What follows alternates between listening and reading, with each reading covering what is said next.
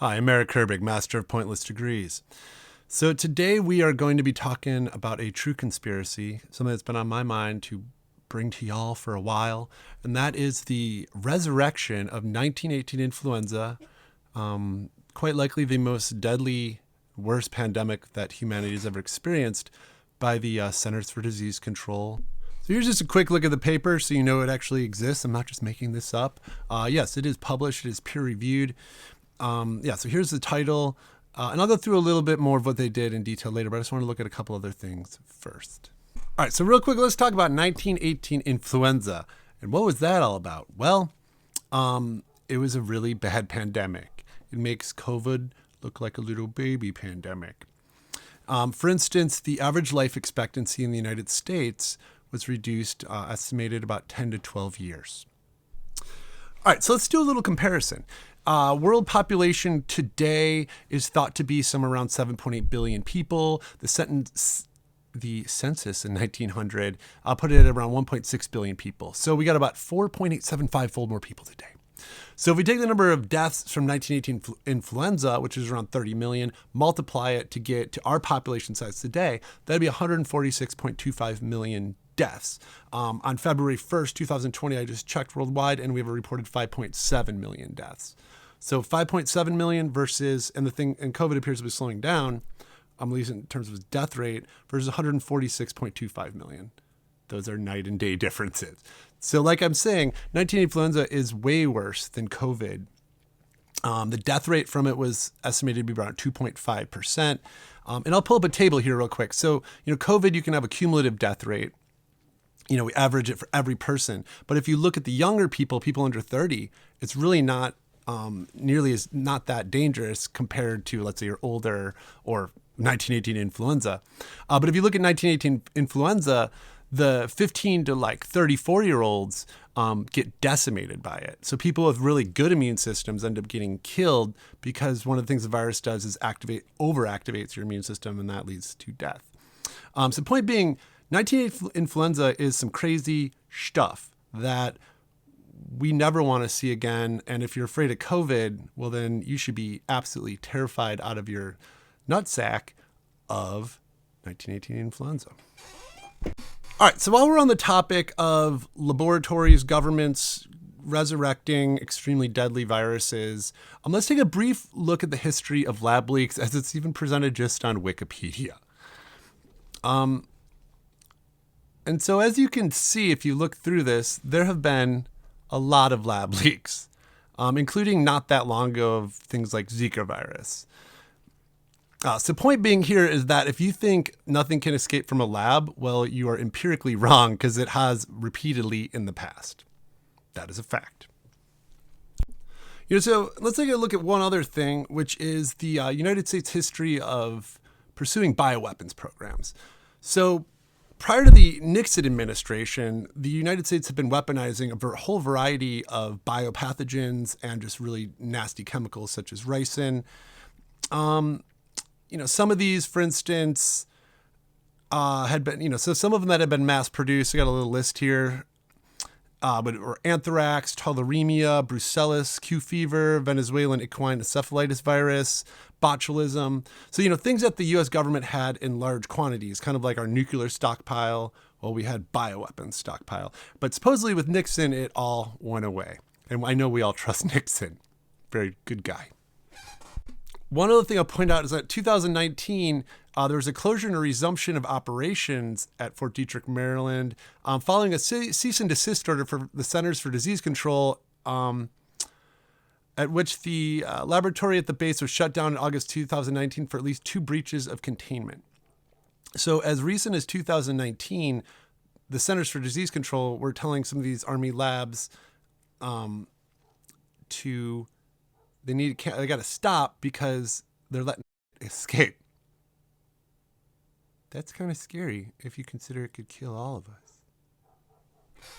There was even, we don't need to go on about Fort Detrick on the U.S., bioweapons research too much. It's a little off topic, but I mentioned there was something called the Anthrax Tower, Building 470 at Fort Detrick, where they made anthrax. All right, so I just wanted to provide a little context of, yeah, shit escapes from labs all the time. And yeah, the United States government has pursued offensive biological weapons in the past in a pretty massive way. All right, so that brings us to where we are now, is talking about the resurrection of 1918 influenza from cadavers. And let's take a little closer look at how, in fact, that was done. All right, so we go back to 1918, of course, and there was a village in Alaska in which 72 of the 80 inhabitants were all killed by 1918 influenza. So in 1951, years later, a scientist named John Helton decided he was going to try to obtain DNA from these dead cadavers and obtain permission to do so from the local villagers, probably by giving them money. And here's a picture of good old John mouth pipetting. This is something that we tell the brand new students never to do because it's dangerous. But particularly if you're working with 1918 influenza, you should never mouth pipette. Thanks, John, for providing a really bad example for future scientists. I'll read a little bit more about the detail of this to you, but buried and preserved in the permafrost about 7 feet deep is the body of an Inuit woman that Holton named Lucy. Lucy, Holton learned, was an obese woman who likely died in her mid-20s due to complications from 1918 virus. Her lungs were perfectly frozen, preserved in the Alaska permafrost. Holton removed them, placed them in a preserving fluid, and later shipped them separately to Tubinberber, his fellow researcher.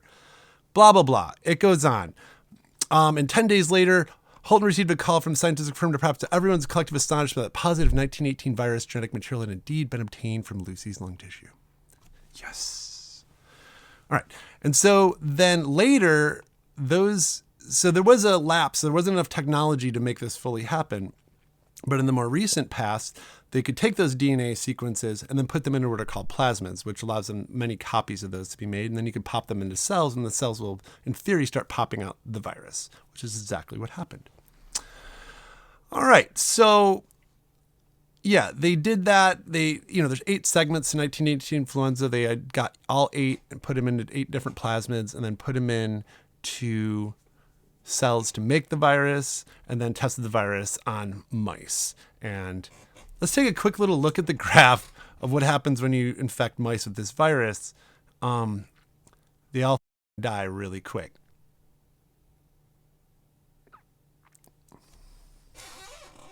All right. So it is very dangerous. Their experiment worked. Good work, guys. So let's take a quick little look at their biosafety, because maybe they had a way to do this that was just, beyond just so safe. But of course we know that's bullshit. Every other lab in the world, who's going to be working with something dangerous and try to not be safe, but like accidents happen. That's why we have a huge list of lab leak accidents. Not because they're stupid and these people are smarter, because accidents happen. We're humans. All right. So in this case, though, I think it's pretty miraculous what the story is. So when they first started working on 1918 influenza, Health and Human Services is the government agency in the United States that maintains a list of select agents. This is like things that you need to gain permission to work on, extremely dangerous, very dangerous stuff. Ebola's on there or something. Anthrax. Guess what wasn't on there? 1918 influenza. So the list of all the really dangerous stuff our country needs to worry about, they didn't have 1918 influenza on there, but yet it killed 30 million people. Okay, that's just kind of stupid. But anyway, following this research, they convinced HHS to add 1918 influenza to that list. So now it is on that list. So that's a good thing. Another thing I'll point out is they said they use BSL-3 standards. There's biosafety levels 1, 2, 3, and 4. I wish they'd use 4. If they're going to have to do this, they're going to do this, but they use 3. But one thing, meets the requirement. But one thing they noted was that they added additional procedures for safety, such as personnel taking showers before leaving the facility. So I guess my question is first off, this dangerous thing isn't even on the list to prevent people from working on it until way too late in the game. But second off, it's on the list. Here's the procedures you need to use. But then the actual scientists doing these are saying they're not sufficient. We need to add showers and a couple other things to this list. Those procedures should not need any augmentation. They should be sound, no matter or otherwise, like, what is the point of having them? This is too dangerous to not to have any uncertainty where you need to be modifying the procedures to make them better. That's insane.